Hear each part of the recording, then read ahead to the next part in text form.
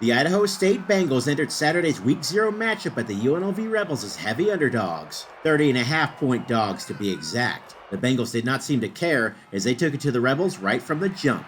After Grant Duff's new-look gritty defense forced a Rebel fumble at the goal line, Jordan Cook drove the offense down the field, and he and Michael Shulikov capped it off with a pokey special for a touchdown and a 10-0 lead. Head coach Cody Hawkins says he was proud of the way Cook played in a hostile environment. He hung tough. I told him the thing that I was most proud of, guys, I know he could throw for 400 yards in dang near every game. He's physically that talented.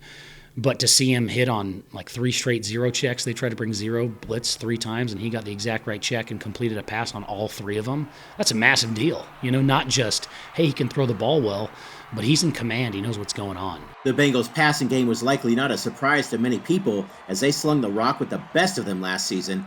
Jason Brooks gashed the Rebels time and again, though, toting the ball 18 times for 132 yards and 2 tutties. O-line, they gave me every single chance I had to get anything I could, and I wanted to just capitalize on any chance they gave me.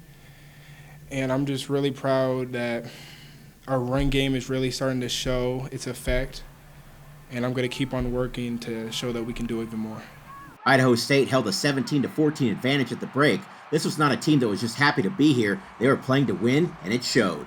Coach Hawkins praised the defense and their ability to keep the team in the game with some big stops. Yeah, it feels a lot better to watch them stop somebody else because our third down periods in practice are a bloodbath. There's I think the amount of stuff that they do and the fire that those guys play with, I think it stems from their confidence in their coaches and their relationships with each other. And I told them, guys, UNLV's O-line was huge, right? There was a guy who walked over who looked like he was the Mountain from Game of Thrones. It's like, oh, he's our backup left guard. And you're like, what are you talking about?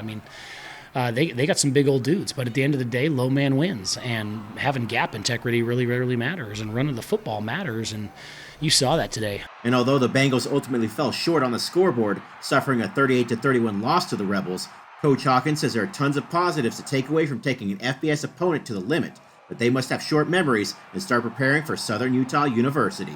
Yeah, I told them, guys, it's just a great exercise in what football is, which is pour everything you have into the moment. Pour everything you have into 1 week to win the football game. Give everything that you have on the field to try and have it tip the scales in your favor. But then the second the game is over, what do we do well? What can we get better at? How are we going to get better at it? And flush it and move on to the next one. Because Southern Utah, that's a playoff football team, and they're going to try to give us both barrels. And I know they came into Pocatello last year thinking that they were going to give us the business, and Delane Fitzgerald's a darn good coach. I don't know if there's a tougher football team in America, and to see those guys, next week on the schedule was not fun. The Bengals will look to bounce back when they travel to Cedar City, Utah to take on the Thunderbirds August 30th. Reporting from Las Vegas, Nevada, Cade Calvin, KPVI, news that works for you.